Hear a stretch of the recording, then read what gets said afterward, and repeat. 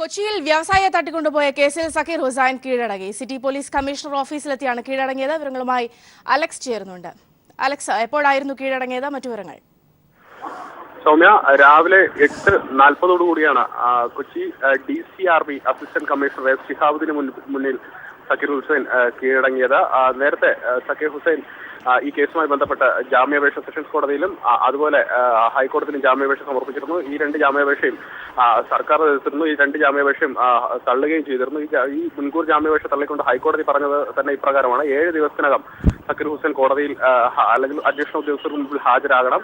ഹാജരാകുന്ന ദിവസം സക്കീർ ഹുസൈനെ 4 മണി ഹാജരാകുന്ന ദിവസം 4 മണിക്ക് മുമ്പായി മജിസ്ട്രേറ്റിന്റെ മുമ്പിൽ ഹാജരാക്കണം. മജിസ്ട്രേറ്റിന്റെ മുമ്പിൽ ഹാജരാക്കി ജാമ്യാപേക്ഷ അവിടെ സമർപ്പിക്കണം. ആ ജാമ്യാപേക്ഷ പരിഗണിക്കുകയും ചെയ്യണമെന്ന് ഹൈക്കോടതി വ്യക്തമാക്കിയിരുന്നു. ഇതിന്റെ അടിസ്ഥാനത്തിലാണ് സക്കീർ ഹുസൈൻ ഇന്ന് രാവിലെ 8:40 ഇവിടെ എത്തി DCRB ഓഫീസിലെത്തി അസിസ്റ്റന്റ് കമ്മീഷണർക്ക് മുമ്പാകെ കീഴടങ്ങിയിരുന്നത്. നേരത്തെ സ്വാമി സൂചിപ്പിച്ചതുപോലെ 1.5 വർഷം മുമ്പുള്ള കേസാണിത്. 1.5 വർഷം മുമ്പ് 2 വ്യവസായികൾ തമ്മിലുള്ള പ്രശ്നത്തിൽ ഇടപെട്ടതിനുള്ള കേസാണിത്. സക്കീർ ഹുസൈൻ തന്നെ തന്റെ ജാമ്യാപേക്ഷയിൽ ഇത് വ്യക്തമാക്കിയിട്ടുണ്ട്.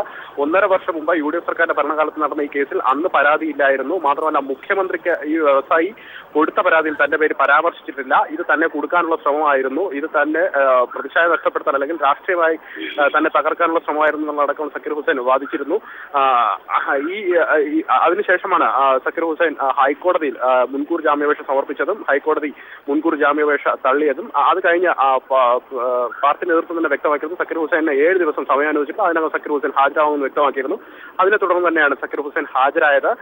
താൻ ഈ രണ്ട് വ്യവസായികൾ തമ്മിലുള്ള പ്രശ്നത്തിൽ ഇടപെടുക മാത്രമാണ് താൻ ചെയ്തതെന്ന് സക്കീർ ഹുസൈൻ വ്യക്തമാക്കിയിരുന്നു. ഈ ഒരു പശ്ചാത്തലത്തിൽ അല്ലെങ്കിൽ വിവാദത്തിന്റെ അടിസ്ഥാനത്തിൽ കളമശ്ശേരി ഏരിയ സെക്രട്ടറി ആയിരുന്ന സക്കീർ ഹുസൈനെ ഏരിയ സെക്രട്ടറി സ്ഥാനത്ത് നിന്ന് മാറ്റി TK മോഹനെ കളമശ്ശേരി ഏരിയ സെക്രട്ടറിയായി പാർട്ടി നിയമിച്ചിരുന്നു. സൗമ്യ, അലക്സാണ് വിവരങ്ങൾ നൽകിയത്.